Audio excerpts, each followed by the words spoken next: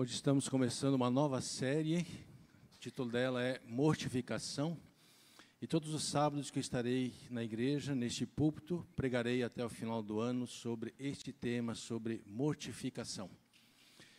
A razão pela qual há necessidade dessas mensagens é porque elas são o centro da nossa vida cristã, e é nisso que nós baseamos toda a nossa conduta e nossa luta diária, nos mantemos em Cristo, de mortificarmos a carne, o pecado e sermos vitoriosos como Cristo o foi. O título da mensagem de hoje é Morte para a Morte. E antes de nós abrirmos a palavra, nós vamos orar. Há um clipe que nós sempre colocamos, que é na verdade uma oração, que pedimos que Deus fale com cada um de nós.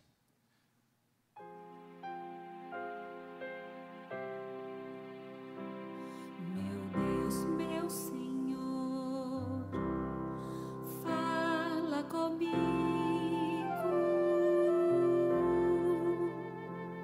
eu quero te ouvir, bem sei que tu estás aqui, pois posso te sentir, Pai de amor. Conversa comigo, és meu melhor amigo, conselhos teus eu sigo, meu Senhor e meu Deus, fala comigo.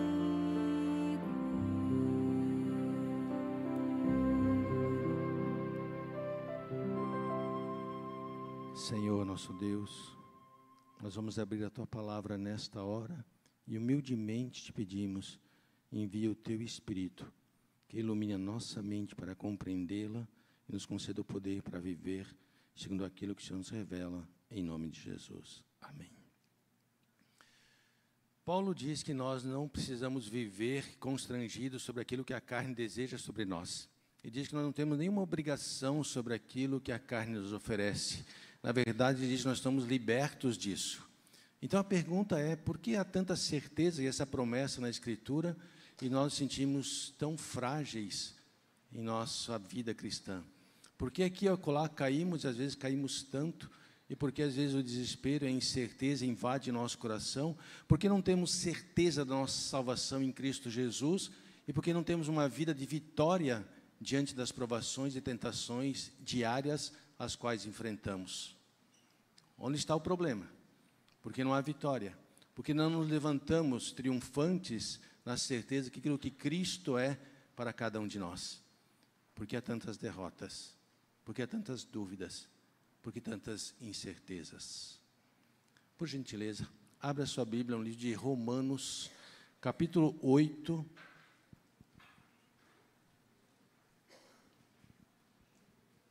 Romanos, capítulo 8,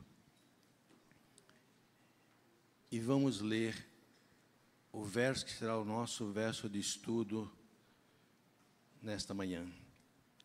Verso 13 de Romanos 8 diz: porque se vocês viverem segundo a carne, caminharão para a morte, mas se pelo Espírito mortificarem os feitos do corpo, certamente viverão. Está claro que Paulo nos coloca diante de duas situações neste verso: viver na carne ou viver no Espírito. Mortificar a carne ou sermos submetidos à ação do Espírito. Como falei, porque vivemos sem a certeza de que podemos subjugar a nossa carne. Talvez alguém diga: pastor, eu não tenho esse problema. E talvez outros digam: pastor, esse é o meu problema. Dia a dia, semana a semana, mês a mês, anos por anos, há uma luta tremenda em meu coração, e eu gostaria de que isso terminasse. Mas isso só terminará até que Cristo volte. Até Cristo voltar, nós iremos lutar com tudo isso. Mas há uma boa notícia, que podemos ser vitoriosos em Cristo Jesus. Paulo claramente diz que viver na carne é morte. Na primeira parte do verso ele diz: porque se você vive segundo a carne, você caminha para a morte. E há declarações interessantes de Paulo aqui. O que Paulo quer dizer com viver segundo a carne, diz ele? Isso deve ser compreendido claramente, pois isso depende de toda a nossa vivência cristã, o que seria viver na carne. E Paulo não está dizendo aqui em você praticar atos, como normalmente nós pensamos, que viver na carne é como alguém que vive longe de Deus, que vive praticando um monte de coisas erradas. Esse não é o pensamento paulino, não é o que o verso grego está dizendo em viver na carne. Viver aqui tem muito mais a ver do que atos, mas tem a ver com estar sob o domínio, sob o poder, sobre o controle da carne pecaminosa. Ou seja, estar sob controle do pecado que habita em mim. Como diz Paulo, e ele afirma, dizendo: o pecado despertou em mim todo tipo de cobiça, aquilo que estava dentro de mim, que eu não sabia, quando eu vi, estava florando em mim, e eu não compreendia isso, diz Paulo. Ele diz nos versos 14 e 15 de Romanos 7, sou escravo do pecado, e eu não faço o que prefiro, e sim o que eu detesto, diz Paulo, isso eu faço. Talvez esteja pensando na luta de alguém que faz aquilo que detesta e não gostaria, que chora em lágrimas, dizendo: Senhor, eu não queria fazer, mas me vejo fazendo. Senhor, eu não queria ser assim, mas me vejo sendo. Essa é a luta tremenda no coração do cristão. A súplica de todo cristão verdadeiro é: Senhor, livra-me de todo domínio, controle e poder que a carne possa exercer sobre mim. Todo verdadeiro cristão clama não ser dominado pelo desejo de pecar. Como diz John Owen, deixa eu abrir uma parênteses sobre John Owen. John Owen é o puritano que mais escreveu sobre esse viver cristão de vitórias em Cristo. Para vocês terem uma ideia sobre John Owen, eu estava estudando um teólogo e ele diz que ele chegou e queria falar com o melhor professor, aliás, o professor mais consagrado da faculdade, para que o indicasse alguma leitura. E ele vai então ao seu professor da universidade e diz a esse professor, o mais consagrado: que livro o senhor me indicaria? E ele diz: indico a você o livro de John Owen, Mortificação ao Pecado. Porque ali está toda a nossa luta e a nossa vitória. John Owen afirma que todo cristão deseja não estar sob o poder do pecado interior. E Paulo diz que ele desejava não estar sob o controle do pecado que habita em mim, diz ele. Portanto, essa é a grande luta e o grande desejo de cada um de nós. Não sermos submetidos ao poder das tentações de pecado. Mesmo que eles aconteçam, ou mesmo que elas aconteçam, seremos vitoriosos. Gostaria que você refletisse individualmente. Não pense nos outros, mas em você. Há algum pecado secreto em sua vida? Alguma imoralidade? Algum mau pensamento, como disse Jesus? Eu já vi pessoas que vingam-se de outros, que guardam ressentimentos a vida inteira. Isso é um pecado secreto, está lá dentro, e ele tem que morrer. Há algum pecado arraigado em seu coração? Talvez a inimizade, que pode ser a malícia de prejudicar alguém, de uma forma talvez, entre aspas, bondosa, mas no fim com intuitos maldosos. Há discórdia em seu coração? As coisas têm que ser como você quer, senão você não apoia, senão você não ajuda. Isso é o pecado que está em seu coração. E ele deve morrer. Porque nem sempre a sua vontade irá prevalecer sobre as dos outros. E quando ela não prevalecer, submeta-se à ação do Espírito, que Deus está conduzindo todas as coisas. Às vezes pode ser inveja, vaidade, ou até mesmo imaturidade. Com maturidade, eu fui visitar uma pessoa, não é da igreja, um empresário, e na conversa com ele, ele disse que estava uma semana sem falar com a sua namorada. Por quê? O que aconteceu? Nós saímos e ela falou uma coisa que eu não gostei. E uma semana sem falar com ela. E Deus falou para mim, no meu coração, fale para ele a verdade.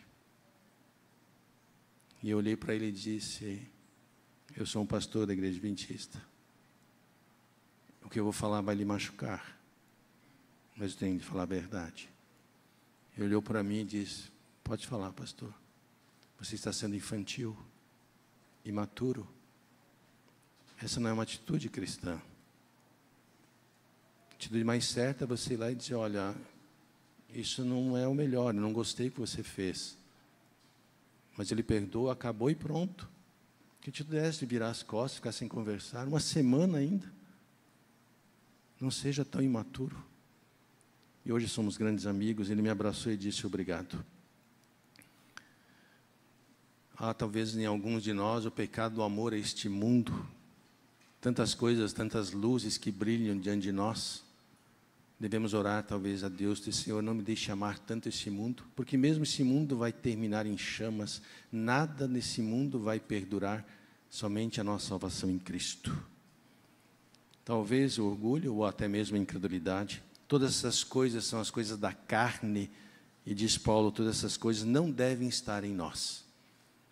Todas essas coisas não devem viver em nós. Se elas estiverem, nós estamos caminhando para a morte, diz ele, ou estamos caminhando para morrer sem esperança. Paulo está dizendo que nós podemos, portanto, mortificar os feitos da carne. Nós ouvimos que o grande objetivo de Deus é nos tornar semelhantes a Cristo. E eu amo quando olho para Jesus e vejo que nele não havia amigos ou inimigos, nem não havia ressentimento, não havia mágoa, e não havia nunca o desejo de magoar alguém. Nunca havia nele o desejo de prejudicar, mas sempre de abençoar. Viver no Espírito é vida, diz Paulo na última parte do verso 13. Mas se pelo Espírito mortificarem os feitos do corpo, certamente viverão. Deus diz algo interessante de uma palavrinha que está nesse verso, duas vezes. Ele diz, se viveres na carne e se viveres no Espírito. Essa palavrinha se, ela não é uma referência a uma possibilidade incerta. Hoje estou dizendo a você, ele não está dizendo sobre uma possibilidade. Se você viver no Espírito, se você conseguir viver no Espírito, não é isso que Paulo está dizendo. Paulo está dizendo que você, na verdade, vive no Espírito. Ele está falando de uma certeza. Portanto, é como se dissesse, já que você vive no Espírito, você consegue, sim, mortificar os feitos da carne. Você vivendo no Espírito, você é vitorioso sobre as tentações. Você mortificará a carne e viverá, diz Paulo. Portanto, na teologia paulina não há espaço para derrota. Na teologia paulina não há nenhuma dependência ou nenhuma fraqueza no Espírito.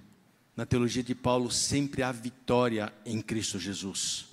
A grande questão é, o que é mortificar? O que deve ser mortificado? Como eu mortifico? E por que eu devo mortificar? Para eu explicar a você sobre mortificar, que é a parte importante para nós entendermos, vou usar como exemplo Sansão. Quando cortaram os cabelos de Sansão, o que ele perdeu? A sua força. Mortificar é a mesma coisa. É você fazer com que a carne perca a sua força. É você, na verdade, fazer com que todo desejo para o pecado morra pelo poder do Espírito. Portanto, mortificar é matar o desejo para fazer coisas erradas. Mortificar é matar as coisas que a carne quer. Você pode ver que Paulo vai na essência do problema e não nas questões periféricas. Ele vai justamente na raiz da questão, aonde deve morrer todas as tentações e provações que é na nossa carne. Paulo diz que nós devemos ser mortificados e mortificar os feitos do corpo. E aqui, novamente, Paulo não está falando de obras externas, mas está falando daquilo que está dentro de nós, os nossos desejos, dos feitos, das obras que estão lá dentro. E aqui ele se refere àquilo de onde sai o pecado, como disse Jesus, do coração procedem a malícia e todas as demais coisas. Paulo, portanto, está dizendo, você deve mortificar as obras que estão internas em cada um de nós. Como ele diz, o pecado habita em mim, e isso deve morrer. Porque todo pensamento impuro certamente leva ao adultério. Todo olhar cobiçoso leva ao furto. Toda malícia secreta leva a atos de prejudicar o seu próximo. Como eu mortifico? Aqui está o tendão de Aquiles da teologia cristã. A pergunta para muitos é, pastor, qual é a minha parte? Qual é a parte de Deus? Será que eu tenho que fazer uma parte e Deus faz outra? Ou será que Deus faz todas as coisas? E nesse pêndulo nós passamos anos lutando, tentando compreender onde está a vitória sobre a tentação e o pecado. Onde nós podemos realmente mortificar o pecado e vivermos como cristãos autênticos, sinceros e, acima de tudo, extremamente felizes por sermos de Cristo. Vamos à última parte do verso, onde ele diz que pelo Espírito nós podemos mortificar o nosso pecado. Paulo usa 3 coisas onde nós podemos realmente mortificar. Primeiro, ele diz que é pelo Espírito. Jesus disse que quando o Espírito vier, ele nos convenceria do pecado. Portanto, nós só podemos vencer quando o Espírito toca o nosso coração e nos revela aquilo que está errado. Só podemos mudar quando o Espírito fala ao nosso coração, e aí está o quanto nós nos submetemos à ação do Espírito. Pecado de ficar resistindo diante das tentações, diferenças, censuras, de expulsar. A capacidade de Paulo não estava em si mesmo, mas estava justamente na presença do poder do Espírito em sua vida. Mas há uma outra questão também, onde Paulo diz em Efésios que nós fomos revestidos de uma nova natureza. Nós, como cristãos, não vivemos mais na natureza antiga. Deus implantou em cada um de nós uma natureza divina pelo Espírito Santo. Portanto, nós olhamos para nós e dizemos, há em mim agora uma força que foi colocada, é uma nova natureza que vive e reina em mim, onde essa antiga natureza será subjugada pela nova natureza. E por fim, Paulo diz claramente, isso, John Owen fala muito no seu livro, você deve olhar para o pecado, porque se você não olhar para ele, você não consegue odiá-lo. E o Espírito Santo faz com que você se convença da justiça que há e da santidade que há. E para isso você olha para o pecado, você deve ver o quão mal ele é. Como ele destrói as pessoas, como ele destrói a vida. Você tem que olhar para aquilo e dizer, eu vou odiar o pecado. E quando eu só posso odiá-lo olhando para ele, o que ele fez. E se você quer ver, você verá que o pecado nunca se cansa. Ele nunca vai terminar, a não ser até levar você à morte e à perdição. Portanto, você deve olhar para o pecado e saber que ele nunca vai se satisfazer, a não ser que ele destrua você. E essa é uma razão forte para nós dizermos não ao pecado, a fugirmos dele. E também, você deve olhar cada vez mais para o desejo de ser livre dessas coisas. E deve olhar também, porque Deus olha para aquele que vive no pecado secreto como uma hipocrisia. E nós não somos hipócritas diante do Senhor. Nós vivemos com o coração limpo diante dEle. Não há nada em nosso interior que Ele não possa aprovar. Ou que Ele não possa ou que Ele venha desaprovar. Por que devo mortificar? Como eu já falei, primeiro porque o pecado é uma força. É como se fosse uma pessoa que vivesse dentro de nós, querendo nos levar cada vez mais à perdição. Mas segundo o texto também, é porque você viverá. Pelo poder do Espírito, você mortificará o pecado, e diz Paulo, você viverá. E quando Paulo diz que você vai viver, ele está dizendo que você vai desfrutar de uma vida na qual você nunca experimentou antes. Como ele diz, nunca subiu o coração humano que Deus tem preparado para aqueles que mortificam o pecado. Você nunca compreendeu a beleza de viver para Cristo, quando você vive mortificando o seu pecado. Você nunca desfrutou a vida de paz, de serenidade, quando você mortifica o pecado. Na verdade, Paulo está dizendo, você vai viver constantemente em paz, sereno, feliz, onde nada abalará você. Viver sob os desejos pecaminosos da nossa natureza é morte, diz Paulo. Viver submisso à ação do Espírito Santo, destruindo o poder do pecado, é vida, diz ele. É incoerente dizer que você é de Cristo, vivendo no pecado. Você que tem vencido o pecado, continue vencendo. E você que está lutando, não desanime, a vitória virá. Nós iremos ouvir um testemunho de alguém que dedicou uma vida a Cristo. Alguém foi transformado por esse poder que o fez olhar para o mundo totalmente como um mundo que ficou para trás, mas que agora vive e viverá para Cristo. Irmão Joel.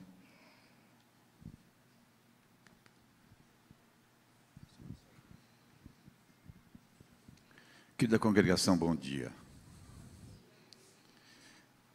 O Salmo 122, ele é muito claro para nós. Alegrei-me quando...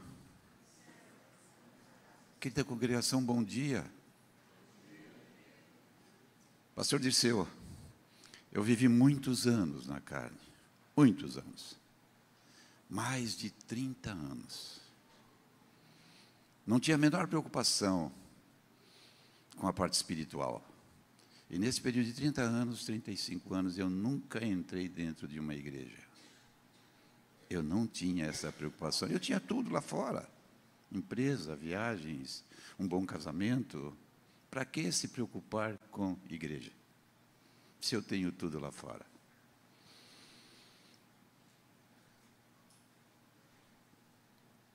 Em 2003 foi a primeira vez que eu entrei pela porta daquela igreja, dessa igreja. E entrei por 2 fatores. O primeiro fator, oração. Primeiro fator, oração. Durante todo este período que eu não entrava dentro de uma igreja, não criei a minha família dentro de uma igreja, tinha alguém que orava por mim. Diariamente. E ora até hoje.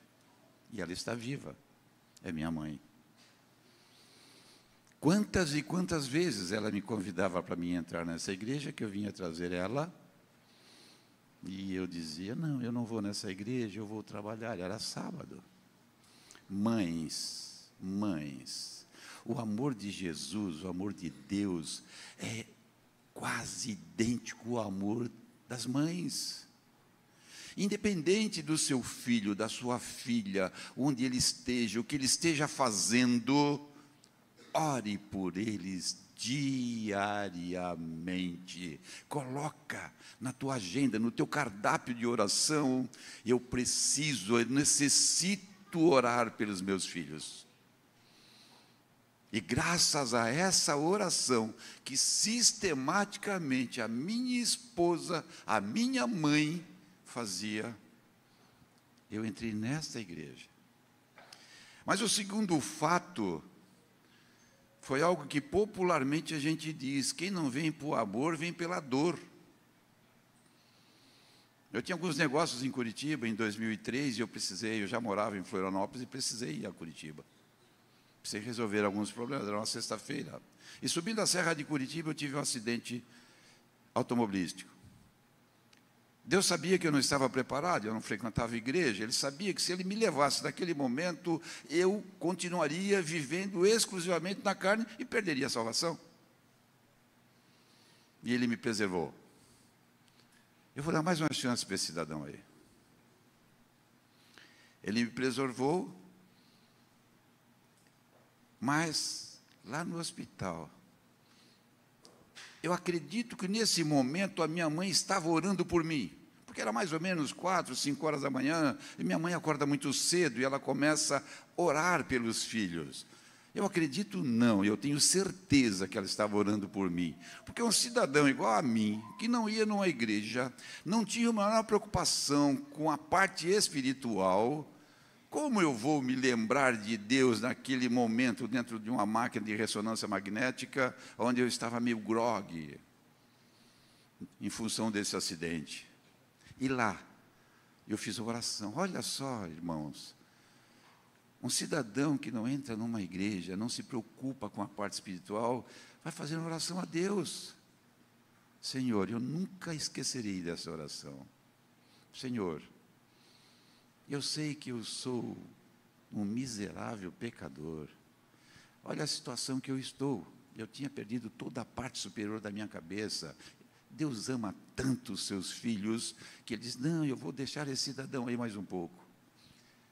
Se eu sair desta situação, eu vou procurar uma igreja.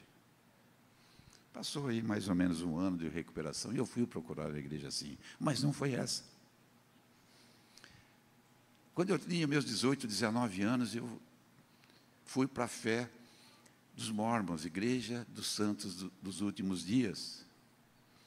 Qual a igreja que eu conhecia e eu fui procurar? Não foi aquela que minha mãe falava constantemente. Eu fui, e Deus age, Deus tem os seus métodos. E eu fui para a igreja que eu me sentia, entre aspas, feliz. E lá fui. E todo sábado eu vinha trazer a minha mãe à igreja, eu ia para o meu trabalho, e a minha mãe sempre repetindo, entra, vamos assistir a esse culto.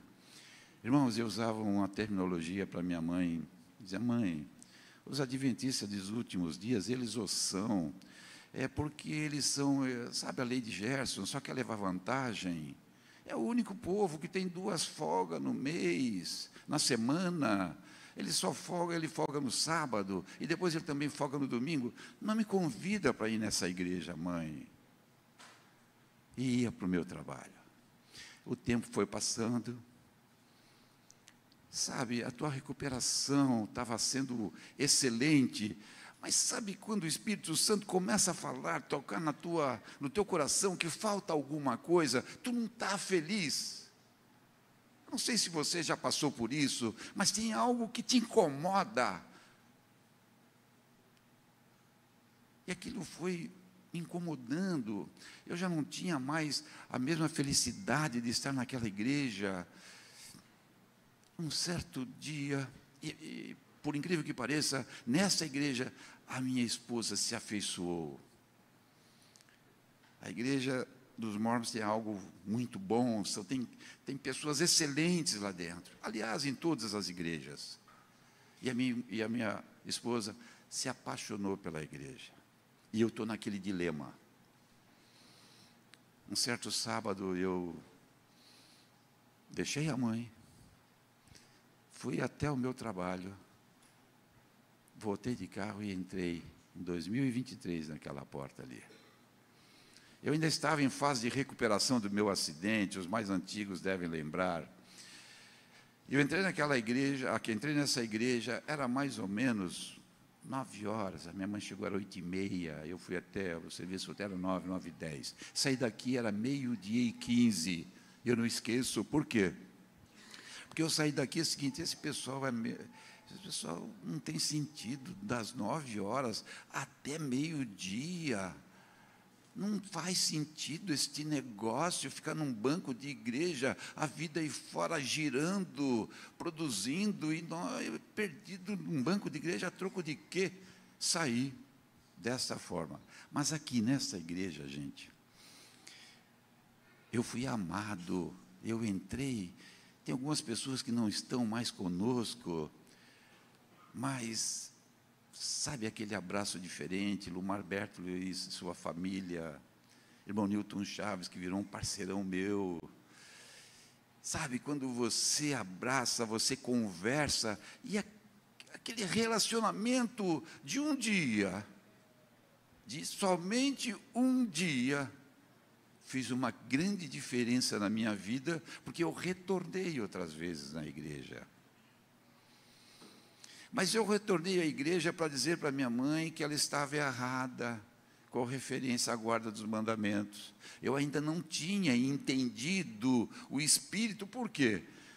Porque nós não estudamos a Bíblia, nós não pegamos este livro, a grande maioria não dedica um tempo de estudar a Bíblia, não é o nosso caso aqui da igreja, evidentemente, mas aí fora é assim. E aí eu comecei, vamos estudar, que eu quero mostrar para a mamãe que aqui não é a igreja verdadeira. Fiquei nesse dilema por 5 anos. Quando eu entrei aqui, era o pastor Cabilde. Depois veio o pastor Silas.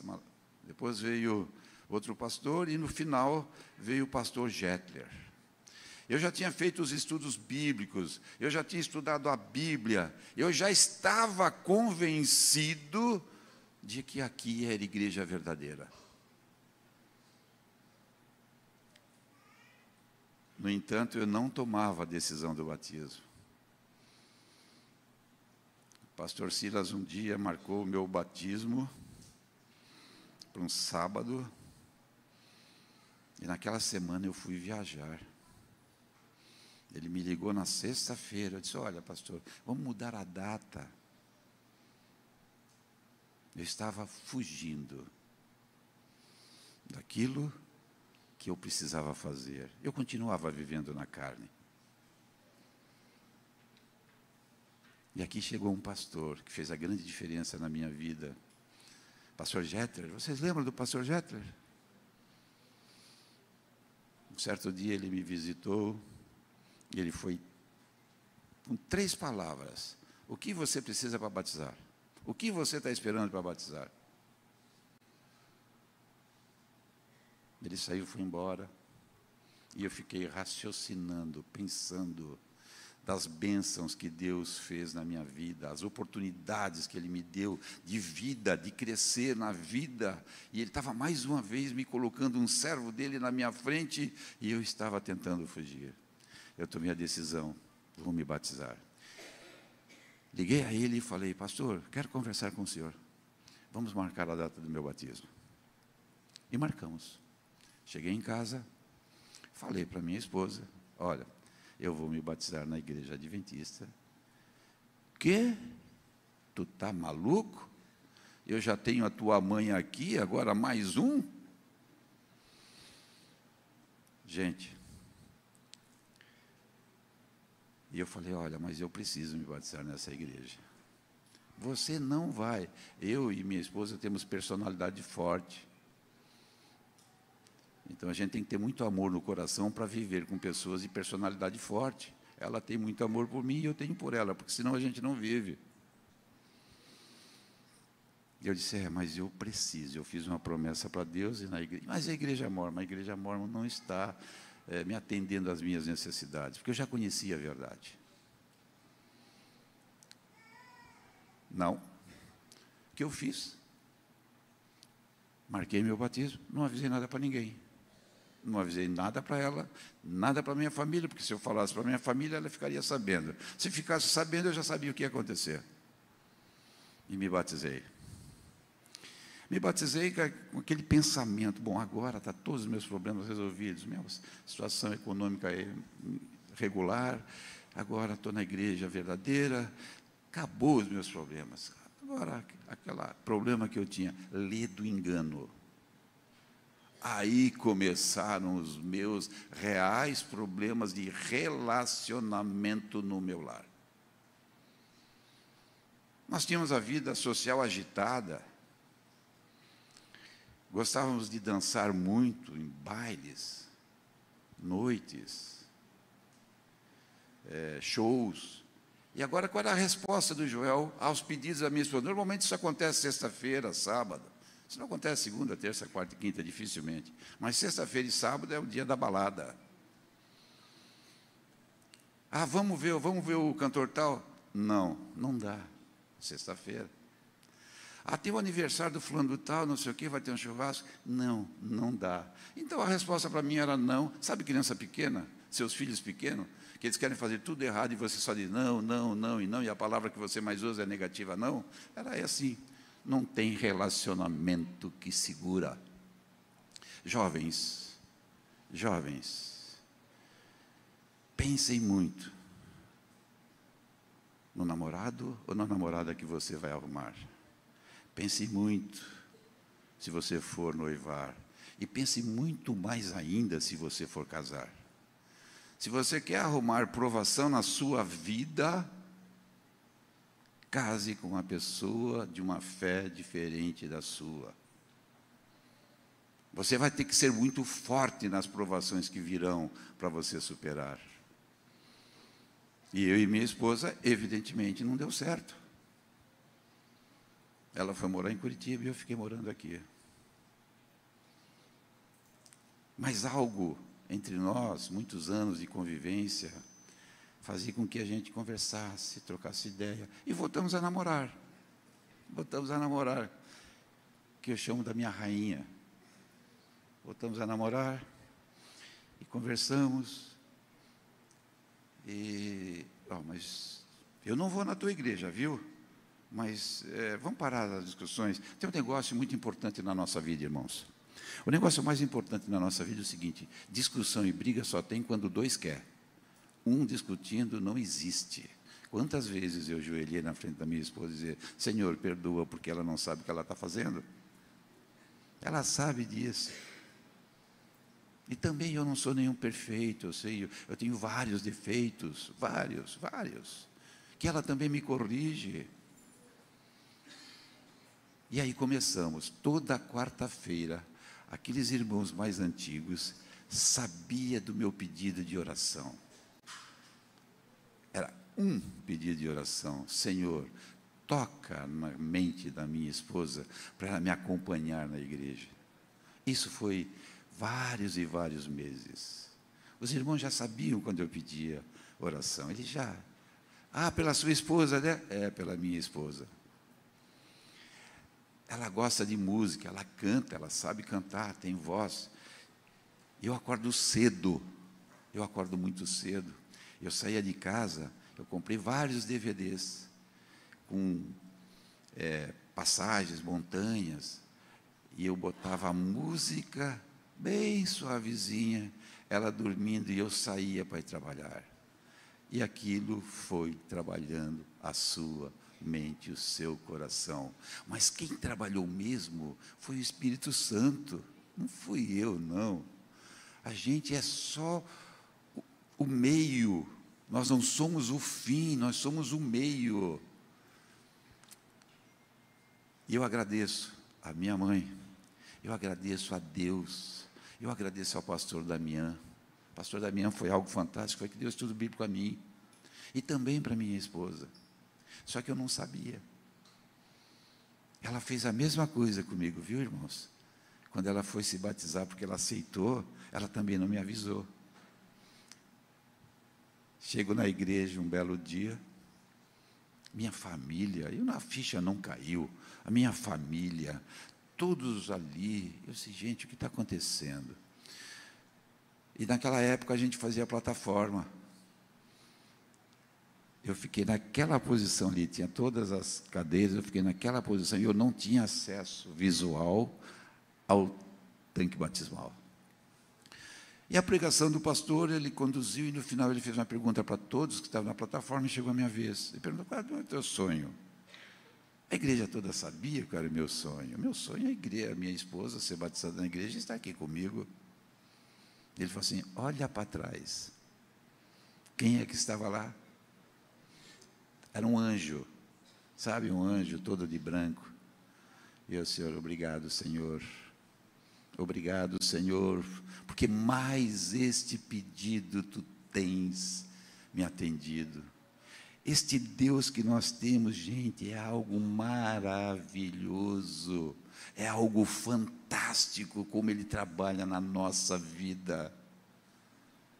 Ele trabalha de uma forma que você não percebe. Hoje mesmo aconteceu uma situação em casa, e eu tinha que fazer algo que eu não tomo, é café, mas eu faço café todo dia. E eu não queria fazer aquela quantidade de café, algo singelo. Eu: Senhor, minha esposa ainda gosta de café. Eu não quero que ela reclame que está forte ou está fraco. Olha Olha, essa coisa simples. Eu não sei a quantidade de pó que eu vou colocar aqui. Me ajuda nisso? Essa é uma oração que eu fiz. Lá botei, fiz o café, fui estudar, estava estudando, aí vem a minha esposa. Tá, tomou café, pá. Ah, que café maravilhoso! Tu nunca fez um café igual a esse. Por que eu estou comentando isso? Queridos, à medida que nós, seres humanos, pecadores que somos, começamos a colocar, não começa a colocar as grandes coisas na mão de Deus. Pelo menos no meu caso não foi dessa forma. Começa a colocar as coisas simples, pequenas, e para observar o resultado. Mas o testemunho nessa igreja, toda quarta-feira, para vir nessa igreja, é uma dificuldade você estacionar o carro, porque eu não gostava de entrar no estacionamento, tinha colégio, ali não tinha lugar. Eu saía da minha casa e dizia assim, Senhor, eu preciso de um lugarzinho para estacionar meu carro. 20 anos, eu nunca tive problema de estacionar meu carro ali. Esse é o nosso Deus. Este é o meu Deus, este é o seu Deus. Ele opera maravilhas na nossa vida de uma forma que jamais nós vamos entender. Qual é o meu problema? Eu não sei se é o seu. A gente não coloca todos os problemas na mão de Deus, infelizmente. Tem alguns que a gente nem coloca e sai para resolver e toma decisões em cima, mas tu nem colocou na mão dele. E depois não dá nada certo daquilo que você imaginou, daquilo que você pensou, aí tu vai pedir socorro a ele. Esse sou eu, viu? Eu não sei você. Senhor, mas não deu certo esse negócio, me ajuda agora a resolver. Aí vem uma perguntinha, mas tu pediu autorização para mim para fazer esse negócio? Tu dobrou teu joelho, tu orou. Tu pediu autorização para isso? Tu nem falou comigo, meu filho. Agora tu vem querer me ajuda. E Deus é tão bom, gente, que mesmo assim, Ele vai a teu encontro, vai a teu socorro, dizendo assim, sim, eu te amo, você é meu filho, não importa o que você faz ou o que você deixa de fazer, o meu amor jamais diminuirá por ti. Esse é o nosso Deus. Este é o Deus que nós servimos. E eu agradeço a Deus que tem conduzido a minha vida. E agradeço a esta igreja, que durante muitos anos me amaram, me deram suporte, me entenderam as minhas falhas, entenderam os meus defeitos. Nunca recebi uma crítica de ninguém, irmãos, aqui nesta igreja. Sabe? Nunca.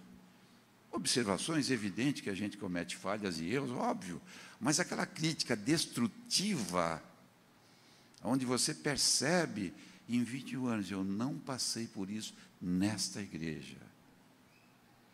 Esse é o Deus. Então, gente, eu termino esse testemunho dizendo o seguinte: nós vamos para Canaã Celestial todos juntos, nós vamos nos encontrar lá. Eu vou com uma decisão nossa e nós vamos mudar de local, nós vamos morar em Portugal, mas uma coisa ali que de certo, esta igreja ficará na nossa mente, e um dia nós estaremos todos juntos com o nosso Deus. Vamos levantar que nós vamos fazer uma oração.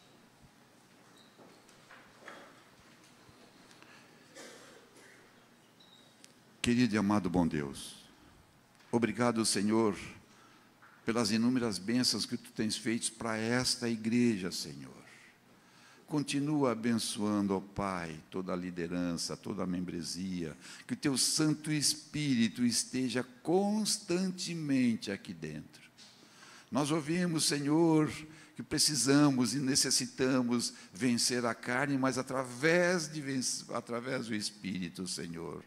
Ajuda-nos, ó Deus, a viver de acordo com a Tua vontade, não de acordo com a nossa vontade. Pedimos perdão por falhas, por erros que cometemos, Abençoa, Senhor, o restante desse santo dia de sábado. É o que te pedimos e agradecemos por amor a teu Filho Jesus Cristo. Amém.